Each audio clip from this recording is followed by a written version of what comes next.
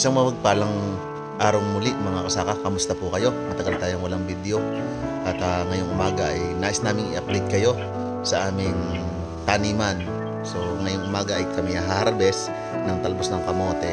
Maga kaming gumising mga kasaka at dahil marami-rami tayong pipitasin, ang kilo nga pala ay 100 kilos yung order sa atin. Kaya naman gusto namin i-share sa inyo mga kasaka yung aming production ngayon sa pagtatanim namin ng talbos ng kamote. At tara, samahan nyo kami at pupunta kami sa taniman sa farm po.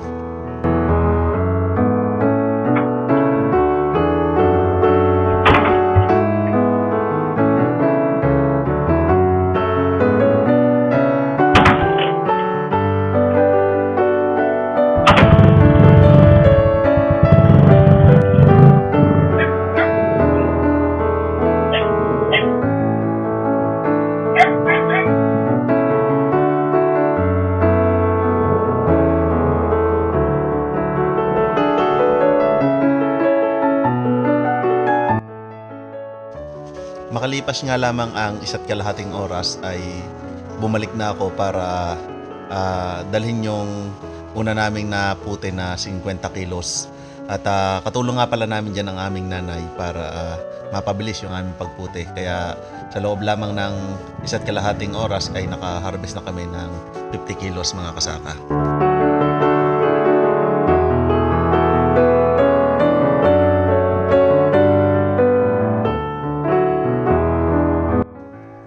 Kapag ganitong umulan mga kasaka ay kinakailangan naming maihayang muna ang aming mga napitas na talbos para yung mga tubig na na-adapt ng halaman o ng talbos ay matiktik siya o kung mawala yung tubig at ihaharap namin siya sa electric pan mga kasaka. Kinakailangan nga namin mga kasaka na iganto sa lansa ng maninipis para mawala yung pagkabasa niya or madry siya. Ayan.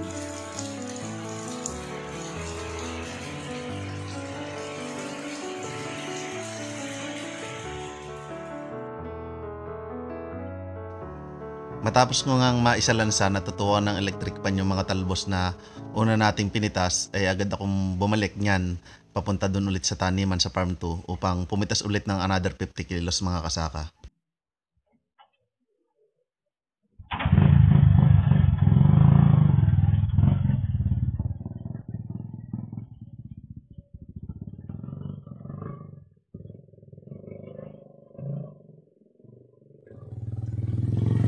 Isang oras at kalahati lamang din ang lumipas ay napitas na rin namin yung another na 50 kilos na karagdagan para sa 100 kilos na order mga kasaka.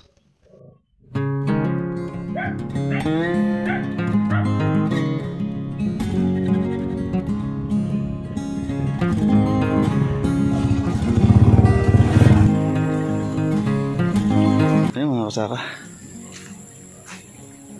Ayan, bali ito nasa 40 kilos. And then, yung mga nakasalansa natin dito ay 20 kilos yan mga kasaka. Update tayo din dito sa farm 1 kung saan dito sa ating front yard. So, wala na kaming ibang tanim kundi puros kamote na lang. At malaki-laki yung demand ng ating mga order. Today is 100 kilos yung ating kukunin So dito ay yan, ito na lang mga tanim naming talong, mga pang ulam na lang. Dahil bunga niya mga kasaka. Ayan, kita niyo ba? Ayan o. So yung mga scrap ng ating kamote, siya lang yung pataba niyan. Organic to mga kasaka. Dahil bunga niyan. Ayan o. So ayan o, dahil bunga ang lalaki. Tapos mga pailan-ilan, may konting sitaw. Ayan, ang ating sitaw. Bubulaklak na rin to. Ayan, ganda na. Pang-ulam lang yan mga kasaka. So ayun, hanggang dun. Tapos doon sa may lupa natin doon ay Meron din tanim doon na bago. So, ready to harvest na rin yon. So, ayun. So, ayan. Yan yung ating production ngayon dito. Tigil muna kami sa sitaw. Tigil muna kami sa sili. Tigil muna kami sa talong. Ayun mga kasaka. Ingat tayo. May bagyo kasi ngayon. Ano? Kami naman ay yun. Pinagahan namin ng pag-harvest. 100 kilo. Kaya patuloy muna kami ano namin, ipa-plastic na. Yan, video kayo mamaya pagkatapos. Yan mga kasaka, bali nagpa-plastic na tayo, no. Ini-electric pa na nga pala natin para ma-eliminate din yung masyadong basa. Ayan.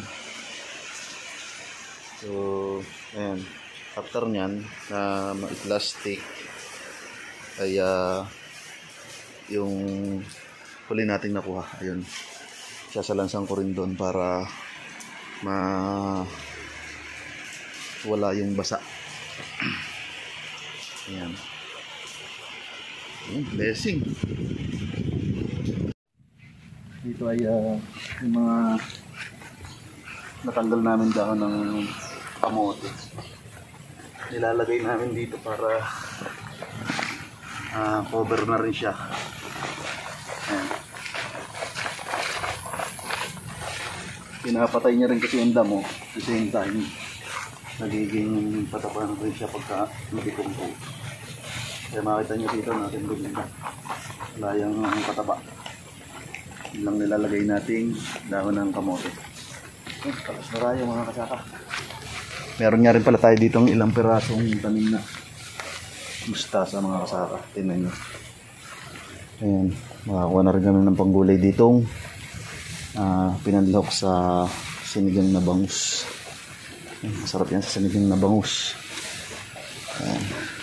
Tapos pipitas tayo ng pang-ulam na talong. Ang huli yan. Samahan niyo ako mga kasaka.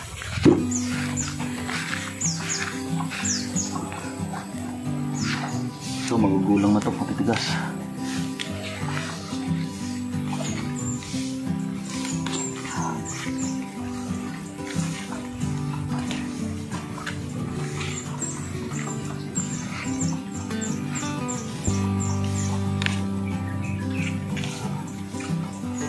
Harvest.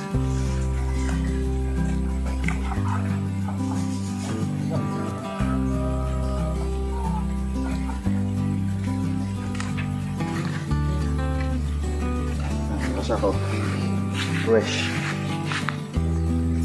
Ayan mga kasaka. So I hope na nagustuhan nyo ang ating video. Kung nagustuhan nyo, pahingin naman kami ng likes at pakisubscribe na rin sa ating YouTube channel at pakipollow na rin sa ating Facebook page. Keep safe, God bless mga kasaka.